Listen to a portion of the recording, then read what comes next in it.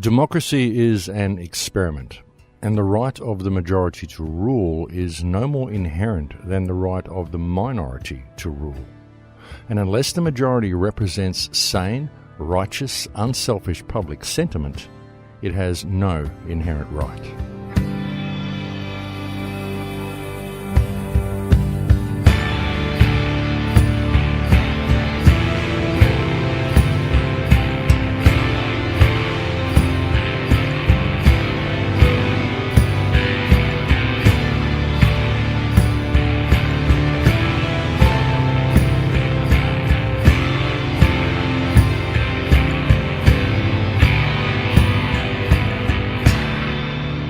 And this week's opening quote comes from William Allen White.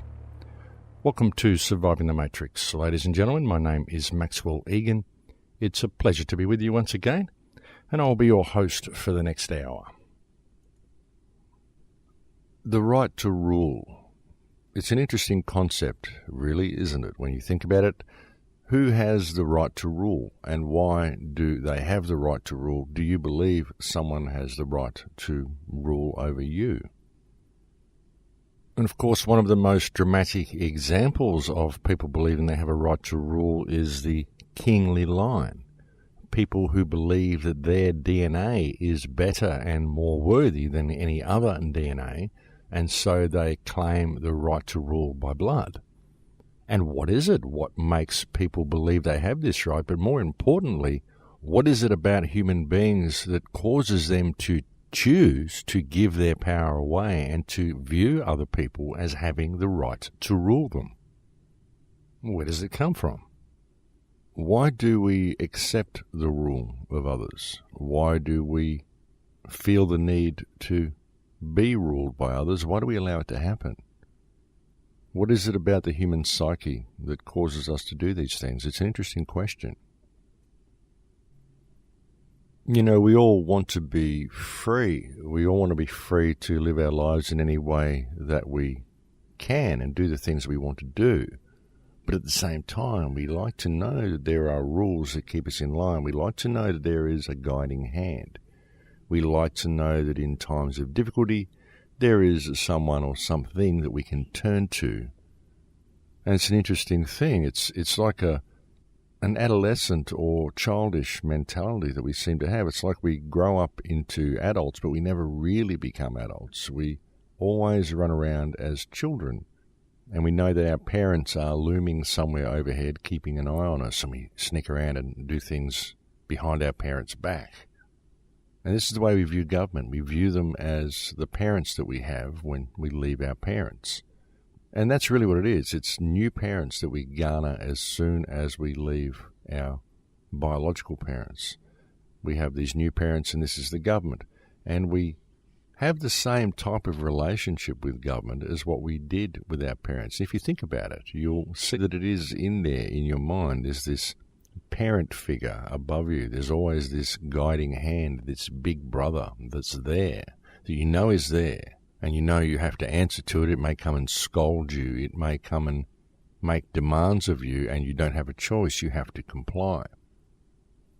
And really that's the mentality that we have, the concept that we don't have a choice and we have to comply with what these people say. So where does it come from? Where does this authority come from? Why are we ruled in that way? Even though we are given modicums of freedom so that we feel like we are free, we're not really free at all, because we always have to come back to these rules and answer to these authority figures above. So in fact, we're not free, we are free range. And the interesting thing about this is that we know this. We know we are simply free-range debt slaves. We know it in the back of our minds. Even those people who don't profess to know it, inside, I believe that they do know this. At the back of their minds, it's just a case of willful blindness. And many of them even know that they're in a state of willful blindness, but they have willful blindness about being in that state. And the really interesting part about it is that people like this control to be there. People like to know that there is a hidden hand that will slap them on the wrist if they step outside of the lines. people like to know that they have parents that are going to look after them.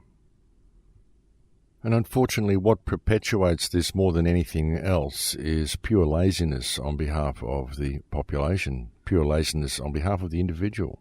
Most people are simply too lazy to take responsibility for themselves. And because we've been so lazy for so long and we've allowed this system to grow the way it has, what we've got now is a situation where once people do lose their laziness and they do choose to speak out, then they are very much in fear of doing so, simply because of the wrath that will be meted out to them by the powers that believe they be, and most especially by the police force and the legal system. And it's been interesting to watch this shift in consciousness regarding the police force and the legal system in our society, because back in the old days, most people used to view the police as welcome strangers, as people that were there to offer you protection. But now there are normal, everyday middle-class people who, when they see the police, when they see a police car, they feel like it's a shark in the swimming pool. They see the police as being kind of lurking over in the corner, waiting to see whom they can harass. People don't expect respect or compassion or help or consideration from police officers anymore. And the same goes for the legal system. People don't expect justice from the legal system anymore. What they expect is to pay a lot of money and to have the judge always favour the corporation or the government, because that's what the judges are now doing. That's what the legal system is now doing. The police and legal system are being used as mechanisms not to protect the rights of the people, but rather to inflict the government's will upon the people. And that's a very unfortunate reality that has been created in the world today, and people are beginning to wake up to it. Normal, everyday, average people are now looking at the world this way and looking at the police in this way, looking at the legal system this way. And they're becoming quite fearful of the system. And this is preventing a lot of people from speaking out as well. A lot of people that are awake don't speak out about the system. They don't question authority in the right way because they are in fear of the attitude that they'll be greeted with. Because you attempt to bring this information to someone, you attempt to approach a police officer or anybody and deliver a complaint of this kind, question anything like coal seam gas mining, question what the Attorney General of Queensland has done with the new anti-bikie legislation, and you are greeted with hostility at the police desk straight away. So you're not able to go and report any abuse of power to the police force because they simply won't allow you to file the report. And if they do, they won't give the report the attention it requires, and they will attempt to use it against you in whatever manner that they are able to do so. And that's the unfortunate reality. So the question becomes, what do we do in order to address this situation? Well, as I've so often said, it's very difficult to go down the path to legal remedy because there are very few legal remedies that exist, simply because the people who are the problem whom we wish to use the legal system against are the very people who wrote the rules down. And so the system isn't constructed in that way. And even if there is a remedy for the situation within the legal system, you get tied up in red tape for so long, and court cases are dragged out over so many years that by the time you get any satisfaction at all, it's simply a compromise, and it's usually years after the event, and the environmental damage has long been done, or the people you were attempting to protect have often died in the time it's taken for the court case to come around. So there's never any remedy to be found from that direction. And this should be apparent to everybody simply by looking at the legal system and looking at the track record of what it's done to society and what people have gone through when they've attempted to stand up against the government or against the corporate rape of this planet using the legal system, standing within those parameters. It just never works, folks. So there's got to be another way. And as I've said a million times on the show, the best way, the simplest way, and the most powerful way is in the power of community. Because we have the strength of numbers to achieve anything we want. And if the people of the nation decide that they would like change and they would like the government to carry out a certain task for them, if we would like the government to stop dredging the Great Barrier Reef, we could simply write a people's mandate and instruct them to do so. But the only way we can do it is with the power of community.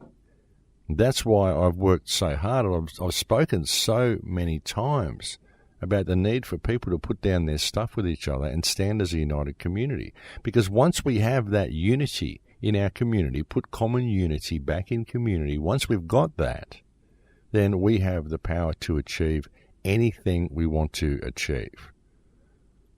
Simply through the strength of numbers and the strength and the power of a united and respectful community, we can command the government to carry out any action we want the government to carry out, because these people are public servants. They're our employees. But we can't get them to do anything because we don't ever stand up as one voice. It's like the action I've been attempting to carry out against Jared Blay. As many people have seen the action, many people have seen the video, many people have given me positive comments, but I don't see anybody in the state standing up with me. I don't see anybody wanting to get behind this as a state movement to carry out this action, to hold Jared Blay in breach of trust and to have the Queensland government dismissed for breach of trust and abuse of power. Because I can't stand up for the state of Queensland. I can stand up and speak for the state of Queensland if the majority of the state of Queensland chooses to stand up with me. But that's the only way I can do it, because I can't call breach of trust on the government and take this type of action against the government from a perspective of trust without the support of the community, because the only other way I can do it would be something as ineffective as attempting to press charges against him in a system-run court and stand up against him as one individual. And as one individual, I can't speak for the state, nor would I wish to speak for the state. I have no authority over the state. I have no authority over Jared Blay, because Jared Blay is sui generis, and all the people of the state are sui generis, just as I am sui generis. Nobody has any authority over anybody else. And because I am sui generis and I respect that in myself and I respect it in others, I can't speak for the people of the state. All I can do is encourage the people of the state to look at things realistically and to stand up and speak for themselves, or at least stand behind someone that they appoint to speak for them. I mean, sure, I'm going to be speaking to some people that have some legal knowledge and may be able to give me some further advice on how to pursue this matter. But again, I'm not able to do it if the people of Queensland don't want this done, because I can't speak for anybody else. I can only speak for myself as one sui generis living entity. But I can't speak for you. I can't speak for anybody. All I can do is point out the fact that we're in a very dangerous situation and it's created a need for people to speak out, and I can lead by example in speaking out the way I did. But if other people don't do the same, then unfortunately there's very little that can be done other than pursue legal avenues, which will take far too long, will be far too ineffective, and are specifically designed to be that way. There is no remedy to be found in the legal system, and we should all know that to be true by now, simply by looking at the track record of the legal system and the amount of environmental damage that it is left in its wake. And not just environmental damage, but human damage, damage of all types and all descriptions. But the thing is, folks, that even if I pursue the matter against Jared Blay from a legal perspective, well, okay, I can do it, and I can probably draw some attention to the fact. But it'll just be this ongoing thing that gets tied up in red tape for years and years, and we could circumvent all of that if we had a community that respected itself enough and respected each other enough to simply stand as one united voice, because if we did that, we could address the matter in one day. But the thing is, with all the people that are speaking out about this situation that we're in, and with all the people that are bringing all of this negative information to you, and all the people that are pointing out all of the problems that we have, all the people that are in fear of the police state that's coming and pointing it out to you and showing you the mechanism that's being built. There are very few people that seem to be attempting to find solutions to this situation. And those solutions that people seem to offer always seem to involve impeaching the president or subpoenaing this person or subpoenaing someone else, or perhaps forming new political parties and voting people in and voting people out, or perhaps locating the guilty party within government and then attempting legal action against them. Although there's very few people that are even suggesting that. I mean, there's many people that are just speaking out against the system and pointing their finger and screaming out, "Boogeyman," and they're not actually doing anything about it. They're not doing anything to address the situation at all. I mean, sure, they might be speaking out about it and waking people up to the fact that the system is here and that we do have a problem, and that's a good thing. But I believe that people need to be looking at things in a more practical manner as well, and many people aren't doing that. They're looking at the etheric system and they're pointing out that this etheric system is there. But then they're not transferring it into the physical, not properly anyway, and they're not offering any pathway to remedy at all. And of course, many people will believe that the pathway to remedy is a legal pathway. But people aren't even addressing that, and they're not even suggesting legal avenues. And as I've said, folks, I don't think there are any legal avenues. I just don't think they exist. I don't think the system is designed that way. I don't think it's designed to ever give us any legal remedy. I think it's been very meticulously constructed with that very purpose in mind, to protect itself and to never afford us any mechanism by which to free ourselves. I mean, really the best thing you can hope to achieve by going down a legal pathway is public awareness. Hopefully by going down a legal pathway you will bring public attention to a certain issue. This is, of course, if you can get the media to cover the story, because if it is something that really does have some clout and may actually damage the government, you can bet your bottom dollar that the media will not report on the event at all. Because the modern media simply doesn't report the news anymore, and they never look at things objectively. The modern media, unfortunately, functions as the propaganda and public relations arm of the government. That is its sole purpose in the modern world. So don't expect any truth from those guys. But really, public attention is the best we can hope for from attempting to go down a legal pathway, which is a good thing in many ways, but don't expect too much of a legal result from it, because, as I said, the path to remedy simply does not exist within the legal system. It's been specifically designed that way. I mean, just try complaining about a politician. Try going to your police and saying you want to complain about a politician, about their actions. They'll laugh at you and tell you to vote him out and vote the next person in. But what do? You're voting in a new face to the same coin. You're not addressing the corruption of the system itself, and that's the problem, that the system itself is inherently corrupt. It's designed to milk the wealth of the people, and that has always been its purpose. So there's no point voting someone into that system. There's no point forming a political party and entering into that system, because no matter who you are, once you enter into that system and start playing by its rules, you are instantly corrupted simply via the corrupt nature of the system, because you are forced to operate within corrupt parameters. So what can you do?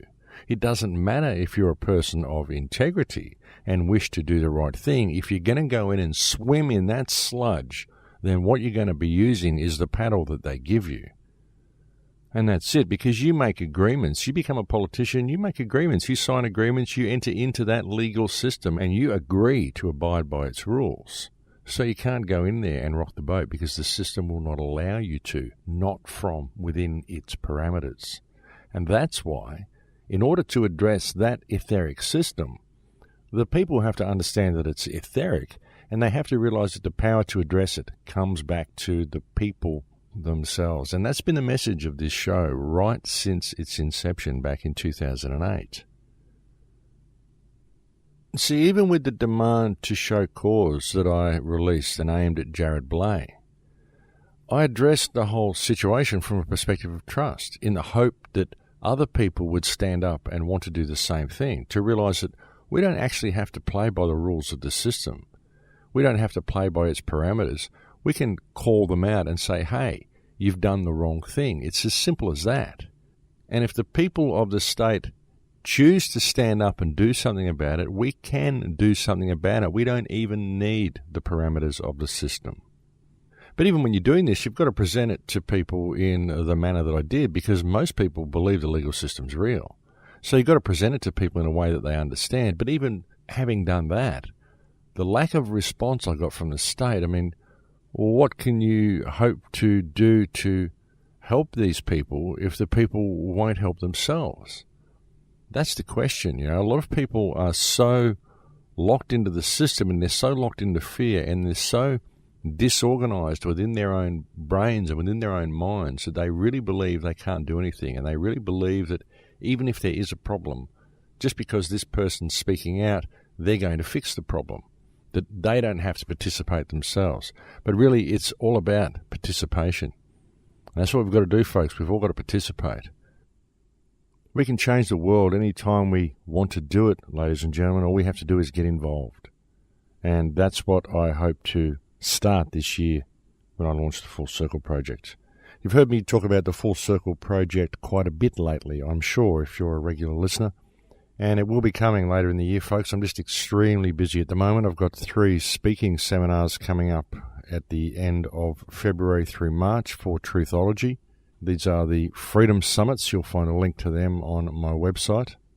And please do be aware that the proceeds from the Freedom Summits are being used to save girls from the sex slave industry in Cambodia. And so that is a very worthwhile thing to support. So if you're in Sydney, Melbourne or Brisbane, I urge you to come along to these talks. There'll be a wealth of information there for you. And so yes, that's been taking up a bit of time and energy lately. Plus, producing these shows does take up quite a bit of time each week.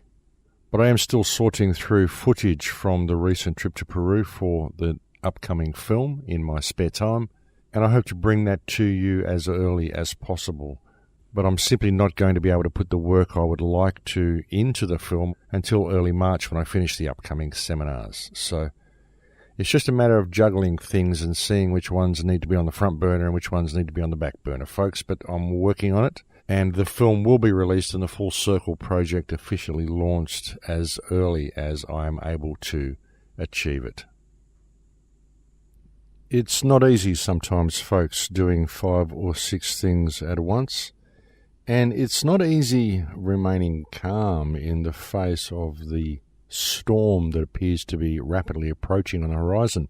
I know I have managed to remain calm for the last 6 or 7 years on the radio show, but we really are facing a situation now where people do need to pay attention. They do need to start getting involved in their local community. This is why I've been so full on the shows lately. You might have noticed that since I came back from Peru, the shows have kind of taken on a bit of a new hue. Because when I was in Peru, the damage that I saw while I was over there and the messages that I got, the downloads that I got and the messages that I received from Spirit conveyed to me a real sense of urgency for people to get involved and people to really start participating in reality. And the sense of urgency that I felt was very compounded for me actually when I arrived back in Australia after being in Peru. Because when you're in Peru, you just have a feeling of freedom. It just feels different. The energy just feels different. And as soon as I stepped onto the tarmac in Australia, I could feel the energy. And just being back in Australia and seeing the amount of police everywhere and seeing the amount of control everywhere, it was really quite a shock to see it, to just realize how controlled this society actually is. And it's all beneath the surface. It's all right there, but the people just can't see it. And this feeling also instilled a sense of urgency into me, and that is why the shows have taken on a different feel to what they may have had before I went away.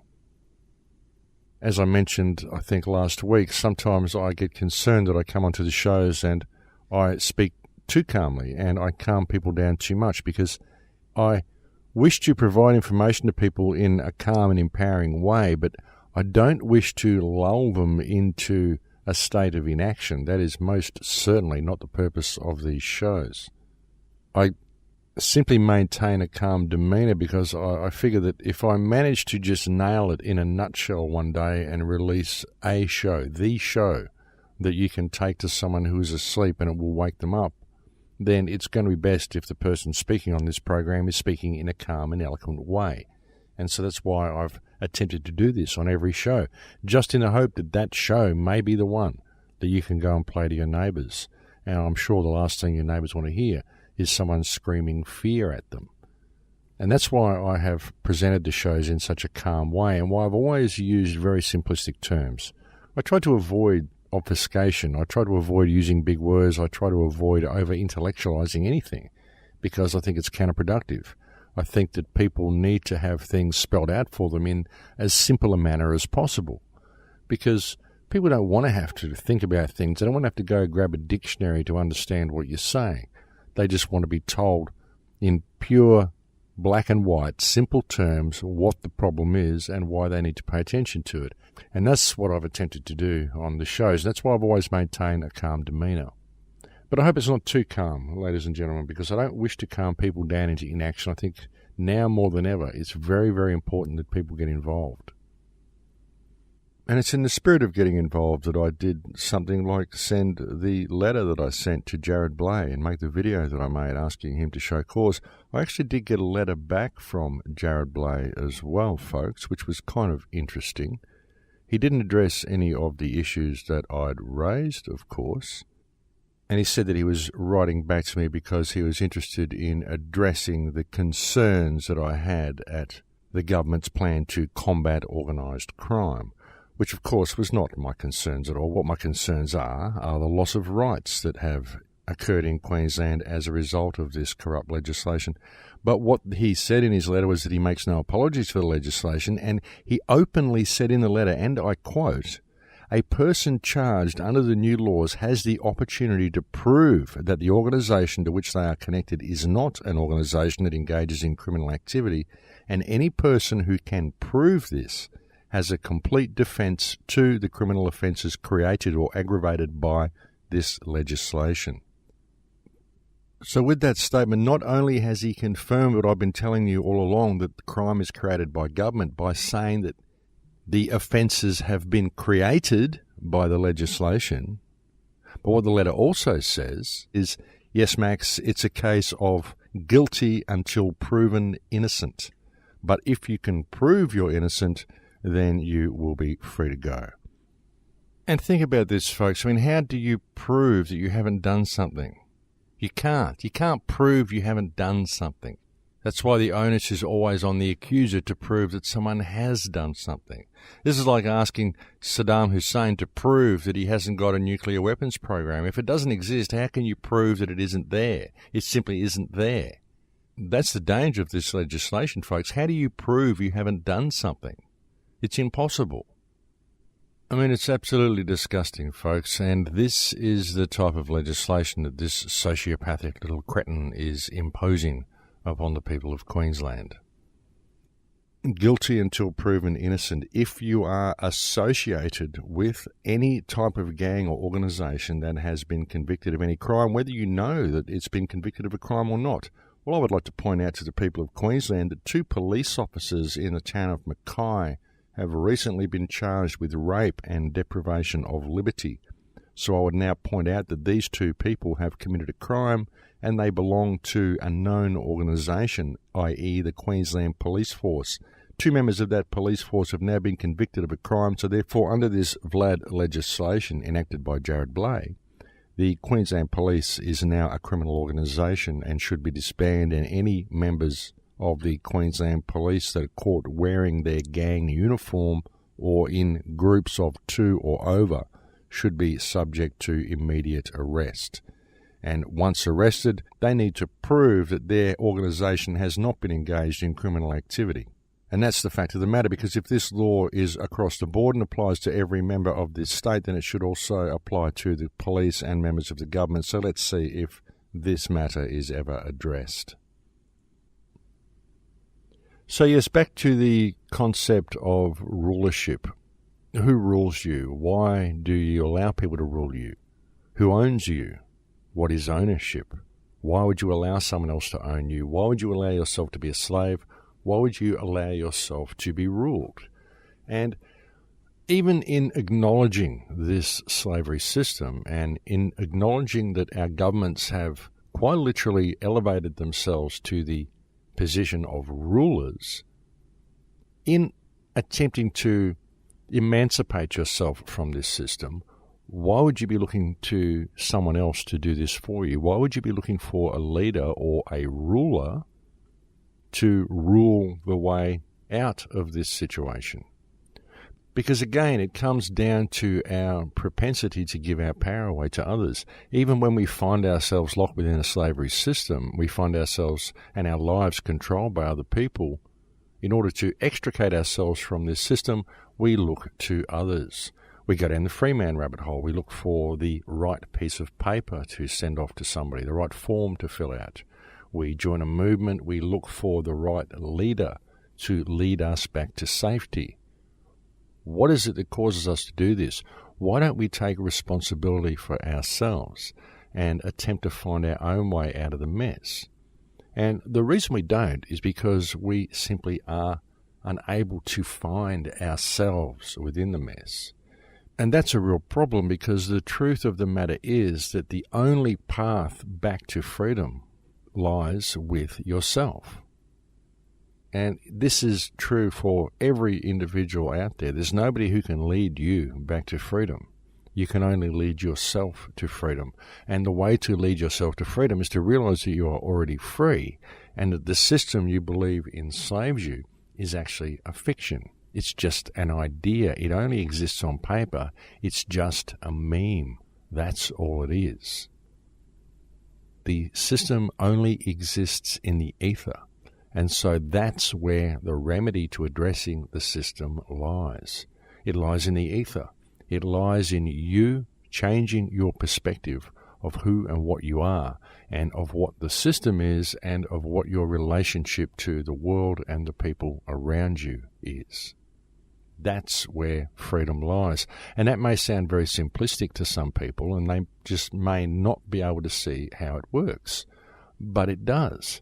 The problem is that they're attempting to address this etheric system by physical means, by sending paper in, by filling out forms, by doing all of the stuff and sticking within the parameters that have been created by the fiction itself.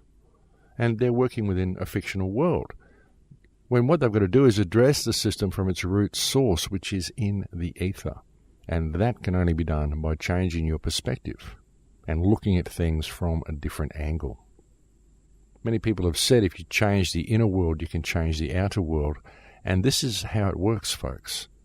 Because once you change the inner world, you can change the way you interact with the outer world. But it isn't by sending paper around. It's by treating the people that you interact with differently. By treating everybody, including yourself, as a unique sui generis expression of creation. Each one as valid as the other, and each one under its own jurisdiction. And I know that sounds far-fetched to people, but it's true, folks. It works.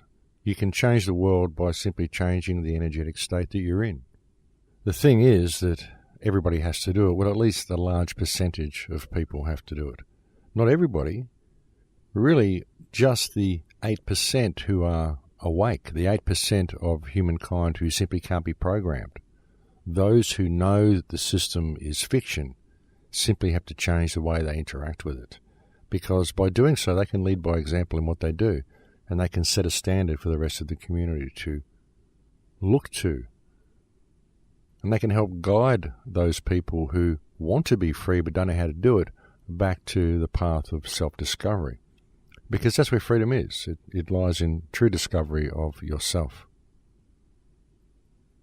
That's the thing, like nobody's going to come along and save you. Nobody's going to come and save the day. Even the legal action that I wish to take against Jared Blay and the Queensland government, like I said before, the best I can hope to do with it is garner public attention to this incredibly important issue. But ultimately, the issue will never be addressed properly unless it's addressed from a perspective of trust. And that will only happen once each individual is empowered into knowing who and what they are and standing in that power. And that's what this is. I mean, this is a great opportunity for the people of Queensland to realise that, hey, hang on a minute, we've just got these guys in suits that write all this stuff down on pieces of paper, and they believe that because they're doing it, we have to go along with it. But we're better than that. We're worth more than that. We have more power than that. And these people are actually our employees. I mean, this is a great opportunity for the entire state of Queensland to stand up and say, hey, enough is enough. We're calling you out. And if the state of Queensland doesn't do this, then we're going to be in for a very difficult time ahead. And the rest of Australia needs to pay attention as well, because this legislation will go out to other states. They're pushing it now. There's propaganda pieces, even in hippie newspapers over the border. In northern New South Wales, there's local magazines that promote a hippie culture and a flower power kind of a mentality, but they're promoting the concept that there are these terrible biker crimes now happening in New South Wales, which is completely and utterly ridiculous. And what it's all about is pushing this legislation through in every state that they can. And it's a trial model, folks. They're trialling it here to see how it works and how easily they can get the people to accept it.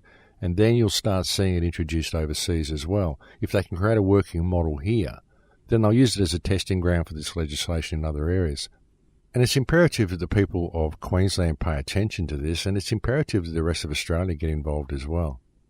I mean, this really is crunch time, folks. We're at the tipping point right now, and people absolutely have to get involved. And look, I've been saying this on the air for 6, nearly 7 years now, that people need to get involved. People need to start breaking down the barriers in their community.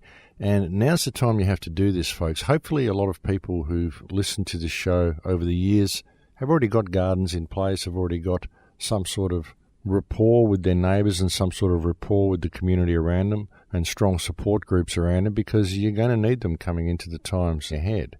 And it's imperative that people start addressing this situation head on, especially here in Australia. It really is a crucial time for this country. As I've said on a few of the previous shows, Australia has been earmarked for some massive mining operations that are due to start in the very near future, and people really have to start paying attention to this. We're losing all of our food bowl, and most of Australia's food is already imported from overseas. Unfortunately, many Australians eat frozen food, which all comes from overseas. Ironically, most of our best food is exported to China, where it is served on tables over there. And that's quite ironic when you consider that our food bowl is about to be destroyed by Chinese mining companies who are about to turn the entire Darling Downs into a coal mine. So one may question where they are going to be getting their food from in the future. But that's just a little side note anyway. But the thing is, the point I'm trying to make here, folks, is that even in attempting to extricate ourselves from the system, we look for rulers, we look for leaders as a means of doing this. We don't ever look to ourselves. We don't ever look to the power that we've got. And really, when you find the power that you've got, when you discover the truth about yourself, it's like you've been asleep for your whole life. It's like you suddenly wake up to a new day where the sun is shining. You lift your arms and you brush away the cobwebs and the clouds, and you clear away the fog from your eyes, and suddenly you can see reality clearly. Many people wake up to the world, they go outside, they look outside, they see the city, they see the world that we've created, and they often almost go into shock, because once you do become awake to your true power, it becomes so obvious and so clear as to what the remedy is and how easy it would be for us to extricate ourselves from this system if people simply change their perspective. And I've been saying this for 7 years, folks. We could do it in one day. If people were simply to wake up to themselves, we could change the world in a single day. And people see this and they simply can't believe that they never saw it before, because it's so obvious and it's always been there right in front of their faces. And so they do. They just go into shock. They go into shock, they go into despair, they go into fear, and they lock themselves away and go, oh my God, what are we going to do? And that's very often the first reaction. But when you have that moment of clarity, when you step into the sunshine, it becomes mind-boggling how simple the solution to the problem actually is. Because all you actually have to do is change your perspective and change the way you interact with the world. And it's getting to the stage now where we need to do this. And those people who are awake, those people of the 8%, you need to get involved. You need to start leading by example, because that's the only way we're going to make a difference. Even with what I've done with the action that I've taken against Jared Blay, it's created a stir in many circles. I've got an amazing lack of response from the state in general, but hey, that's to be expected. It's disappointing, but it's to be expected, because the state is fluoridated and they don't understand, and they get their information from the newspapers and from the television, and so they don't think that it's a problem. They can't possibly imagine that their government may not have their best interests at heart. That's the way they've been trained to think, and that's the way they think. And so you can't blame them for it, you can't judge them for it. All you can do is lead by example in what you do and hopefully show them that there's a better way. But people are never going to discover what that way is unless you get involved and you start demonstrating it to them. And now's the time for you to do that, because, like I said, this is crunch time. We are right at the tipping point now, ladies and gentlemen, and if the people of the world don't pay attention and don't stand up and get involved, and if those people in the alternate research community out there who've been saying all of this stuff to people for so long and pointing out their way through the legal system and bringing these so-called messages of empowerment to people, if these people don't start standing up and leading by example in what they do and not just talking about it anymore, but actually going head on with this system, then they're just compounding the problem. Because if you're just presenting information to people, but you're not presenting the path to solution and leading by example yourself in implementing that solution, then really it's just words, isn't it? And we have had enough words, I think, ladies and gentlemen. We've had words and words and more words. We've had lecture after lecture. We've got so much information now that we know what the problem is. It's just that there's so many rabbit holes that you can go down before you can decide who you want to point your finger at. But really there's a higher harmonic, folks, because you shouldn't be pointing your finger at anyone except yourself, because it is in the failure of the individual to step into their own personal power that provides the mechanism by which the problem is perpetuated. And that's what needs to be addressed. So again, it comes down to the individual changing their perspective. And once they do that, and then they apply that perspective to the world in which they live, it's in that moment that the world changes. And like I said, if we all changed our perspective in this manner, then we could change the world in a single day. And what is stopping us is our propensity to give our power away, our need to be ruled, our desire to be ruled, the safety blanket that it provides, the comfort of knowing that there's someone there to pick us up when we fall. It's okay if they create a few rules, we'll go by their rules as long as they're there to pick us up when we fall. And we have to snap out of this mindset, ladies and gentlemen, because it's this need for a nanny, this need for parents, which has created this reality that we are trapped in and is creating the far more totalitarian reality that we are on the verge of stepping into.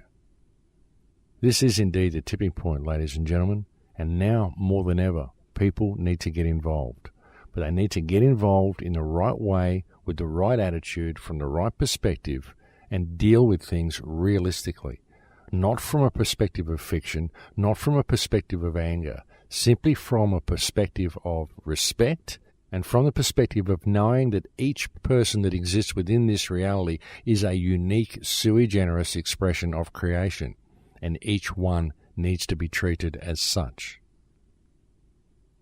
And folks, I've always kept the message positive on these shows right since the beginning, even when I've been speaking about stuff that is quite dark. I've always attempted to keep the message positive, because I believe that no matter how dark it gets, we still have a way out of this. We really do. But we just have to be willing to get involved ourselves. And that's what this time is, ladies and gentlemen. Everything up to this point has been a rehearsal for this moment. Because here in 2014, we are indeed at the tipping point. And you can just see it all around the planet. Everything that I've been talking about here in Australia, there's similar things happening in other countries. Everybody that I speak to, doesn't matter what country they come from, they're all in the same position.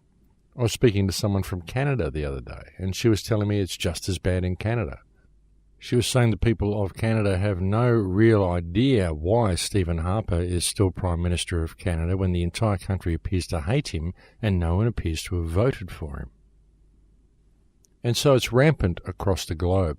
And everything that we've learned, all the conspiracy rabbit holes that we've been down, all of the empowerment and self-help videos that people have watched, all of these self-help books that they've read, all of the lectures that they've attended, all of the light worker activity that people have been involved in, it's all been a rehearsal that's been leading to this very moment. Because now the moment has come when the people of Earth need to stand up and stand in their power. It's really coming down to the wire, folks, and those people who are standing up and those people who have been speaking out need the rest of the world to stand with them. People who've been leading by example in what they do and speaking out about the system and like doing it publicly making statements about it and really pushing the envelope with the powers that be and questioning their authority. These people need you to be standing with them. They need to know that the community is there behind them. And the entire community really does need to begin doing this. The entire community needs to begin questioning authority. It's got to be done this year, ladies and gentlemen. You can't keep taking backward steps to these people and allowing them to walk over you. You've got to stand your ground sometime, and that time is now. Now, like I said a few shows back, we now have so much ammunition with which to awaken people.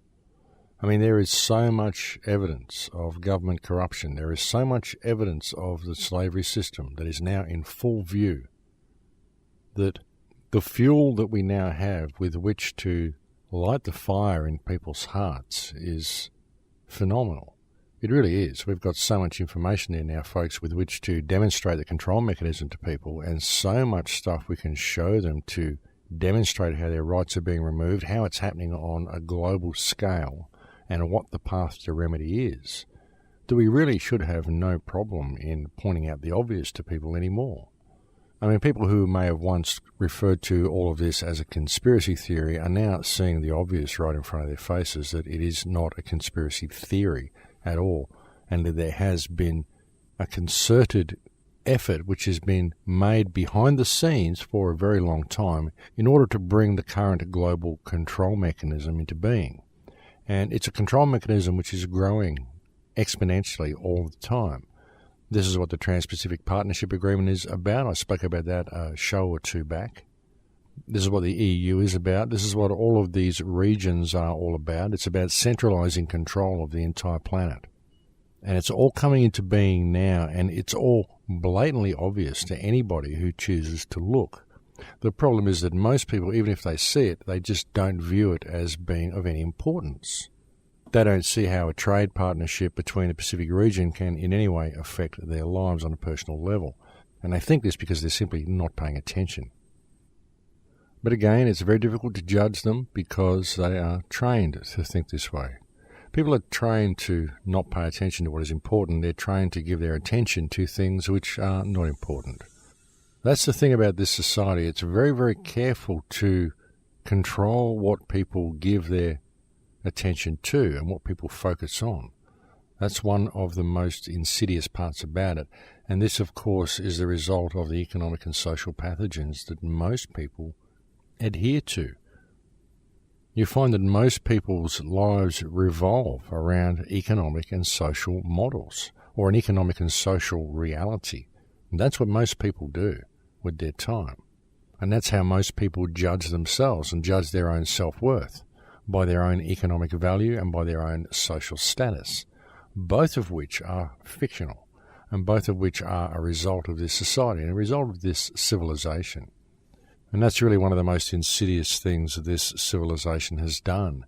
has been to infect people's minds with these pathogens, because these two pathogens are very, very effective at disconnecting people from any connection that they may have to the earth that we live upon. And that's one of the biggest problems that we face. You know, really, folks, when you look at this whole system, you see how far we are from reality, how far we've been disconnected from what we should be. And the path back to what we should be almost becomes unmeasurable. It really does. We have strayed so far from reality that when you really begin to grasp the depths of our error, then it really does become quite mind-boggling, because we do have such a very long way to get back. And just understanding this, understanding the depths that we have strayed from our path, when you really begin to see this, you begin to see that there is no easy fix. And that's what has been wrong with a lot of the alternate research movement. That's what's been wrong with a lot of the free man movement, is that people have been looking for an easy fix. People have been looking for a piece of paper which is going to free them, when really the steps that have been taken to build the prison around us have taken hundreds and hundreds of years, if not thousands of years. What we've got here is the result of a collective mindset which has been grown over centuries. So we've got a lot of deprogramming to do, because even a lot of the stuff that's in the collective mindset, it's all in our DNA as well. It's all in the collective memory of the water that's in your body, because water has memory. The whole concept of subservience is ingrained into people's memory, because we've had centuries upon centuries of subservience, centuries of war, centuries of rulership, centuries of people imposing their will upon other people. And we've had years of acceptance of this authority. So we've got a lot of deprogramming to do, a lot of decoding to do. So there is no easy fix, and there is no piece of paper, there is nothing that exists within the fiction that you are ever going to be able to use to free yourself from the fiction. And the key word there is fiction. Why would you be looking for remedy to fiction within fiction, when the very obvious remedy is knowing that it's fiction? And that's really the problem, isn't it? Is the fact that people don't see the fictional world that exists. They don't see the fictional world that has been pulled over their eyes to hide the real world from them. And that's what it is. And it's important that people do see the fiction, because the fiction is growing and reality is slipping into fiction very fast. It certainly is here in Australia. And if they are able to continue pushing the transhumanist agenda the way they have been, then it is only going to slip further into fiction the more we continue along this path. And we have an opportunity to change it all, folks. That's what this time in history is. But it requires your participation. I've done everything I can on these shows to attempt to help people see the reality of this situation. But again, all I can do is offer you my perspective. That's all I have to give you. That's all anybody has to give you. But I hope it helps, ladies and gentlemen. I really hope that it has helped empower people. I hope that when people see the control grid that exists, they don't move into fear. They don't stand as a rebel against the system. They realize that they have to walk the fine line between reality and the matrix in order to wake other people up. You can't just stand alone and decide to step outside of it, because if you do, your friends will view you as crazy, your parents and your peers will view you as crazy, and things just won't work that way. You've got to walk the fine line, half in the fiction and half in reality, in order to wake people up to the fiction, because there's no good trying to rise to the masses, folks. We've got to rise with the masses. And that's what this time in history is. It's a time that we can all do this, and a time that we can all lead by example in all that we do. But that is it for me, folks. I think we've reached the end of this show here. Thank you very much to all the kind letters and kind emails that you send me. Thank you to anybody who's ever made a contribution to thecrowhouse.com. I know it's very difficult to do at the moment. I'm only able to accept direct deposits or checks or Bitcoin donations because PayPal keeps shutting me out. They've been doing it for years. But all the details of how to contribute are there on the website should anyone wish to do so. And thank you to all those who do, because it is indeed the only thing that keeps this show on the air, and it is very much needed, and indeed it is the only thing that keeps me going. But that is it for me now, ladies and gentlemen. I'm completely out of time. I will look forward to speaking to you again next week. And I'll also look forward to speaking to all of those people who are coming to the Freedom Summits that are happening in Sydney, Melbourne and Brisbane through the end of February and the beginning of March. And you'll find the details to these events on my website, thecrowhouse.com, as well. But that is it for me, ladies and gentlemen. I'll look forward to speaking to you again next week. Please take good care until then. In Lakesh.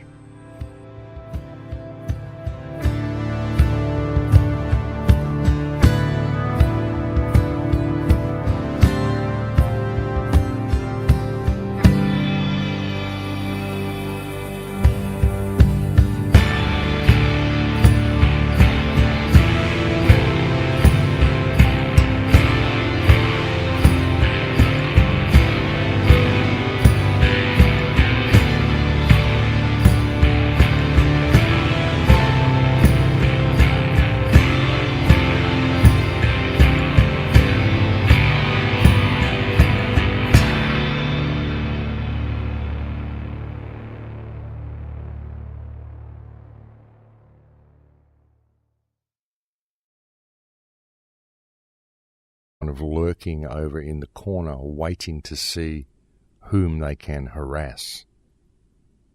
People don't expect respect or compassion or help or consideration from police officers anymore, and the same goes for the legal system. People don't expect justice from the legal system anymore. What they expect is to pay a lot of money and to have the judge always favour the corporation or the government, because that's what the judges are now doing. That's what the legal system is now doing.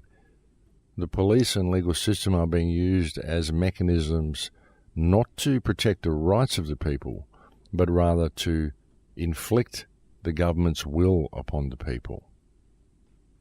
And that's a very unfortunate reality that has been created in the world today, and people are beginning to wake up to it. Normal, everyday, average people are now looking at the world this way and looking at the police in this way and looking at the legal system this way. And they're becoming quite fearful of the system.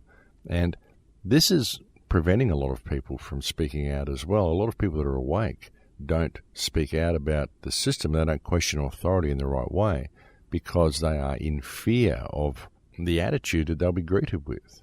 Because you attempt to bring this information to someone, you attempt to approach a police officer or anybody and deliver a complaint of this kind, question anything like coal seam gas mining, question what the Attorney General of Queensland has done with the new. And the really interesting part about it is that people like this control to be there. People like to know that there is a hidden hand that will slap them on the wrist if they step outside of the lines. People like to know that they have parents that are going to look after them. And unfortunately, what perpetuates this more than anything else is pure laziness on behalf of the population, pure laziness on behalf of the individual. Most people are simply too lazy to take responsibility for themselves. And because we've been so lazy for so long and we've allowed this system to grow the way it has, what we've got now is a situation where once people do lose their laziness and they do choose to speak out, then they are very much in fear of doing so, simply because of the wrath that will be meted out to them by the powers that believe they be, and most especially by the police force and the legal system. And it's been interesting to watch this shift in consciousness regarding the police force and the legal system in our society, because back in the old days, most people used to view the police as welcome strangers, as people that were there to offer you protection. But now there are normal, everyday, middle-class people who, when they see the police, when they see a police car, they feel like it's a shark in the swimming pool. They see the police as being kind of other in DNA, and so they claim the right to rule by blood. And what is it? What makes people believe they have this right? But more importantly, what is it about human beings that causes them to choose to give their power away and to view other people as having the right to rule them? Where does it come from? Why do we accept the rule of others? Why do we feel the need to be ruled by others? Why do we allow it to happen? What is it about the human psyche that causes us to do these things? It's an interesting question. You know, we all want to be free. We all want to be free to live our lives in any way that we can and do the things we want to do. But at the same time, we like to know that there are rules that keep us in line. We like to know that there is a guiding hand.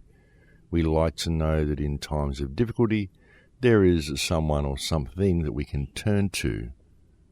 And it's an interesting thing. It's like an adolescent or childish mentality that we seem to have. It's like we grow up into adults, but we never really become adults. We always run around as children, and we know that our parents are looming somewhere overhead, keeping an eye on us, and we sneak around and do things behind our parents' back. And this is the way we view government. We view them as the parents that we have when we leave our parents. And that's really what it is. It's new parents that we garner as soon as we leave our biological parents. We have these new parents, and this is the government. And we have the same type of relationship with government as what we did with our parents. If you think about it, you'll see that it is in there in your mind. There's this parent figure above you. There's always this guiding hand, this big brother that's there, that you know is there. And you know you have to answer to it. It may come and scold you. It may come and make demands of you, and you don't have a choice. You have to comply. And really that's the mentality that we have, the concept that we don't have a choice and we have to comply with what these people say. So where does it come from? Where does this authority come from? Why are we ruled in that way? Even though we are given modicums of freedom so that we feel like we are free, we're not really free at all, because we always have to come back to these rules and answer to these authority figures above. So in fact, we're not free, we are free range. And the interesting thing about this is that we know this. We know we are simply free-range debt slaves. We know it in the back of our minds. Even those people who don't profess to know it, inside, I believe that they do know this. At the back of their minds, it's just a case of willful blindness. And many of them even know that they're in a state of willful blindness, but they have willful blindness about being in that state. Democracy is an experiment, and the right of the majority to rule is no more inherent than the right of the minority to rule. And unless the majority represents sane, righteous, unselfish public sentiment, it has no inherent right.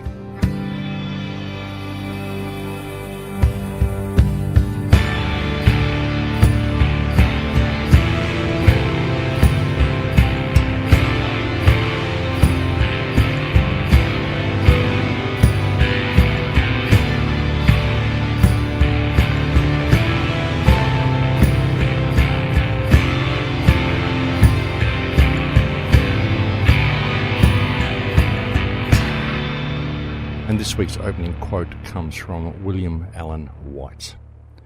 Welcome to Surviving the Matrix. Ladies and gentlemen, my name is Maxwell Egan. It's a pleasure to be with you once again, and I'll be your host for the next hour. The right to rule. It's an interesting concept, really, isn't it? When you think about it, who has the right to rule, and why do they have the right to rule? Do you believe someone has the right to rule over you? And of course, one of the most dramatic examples of people believing they have a right to rule is the kingly line. People who believe that their DNA is better and more worthy than any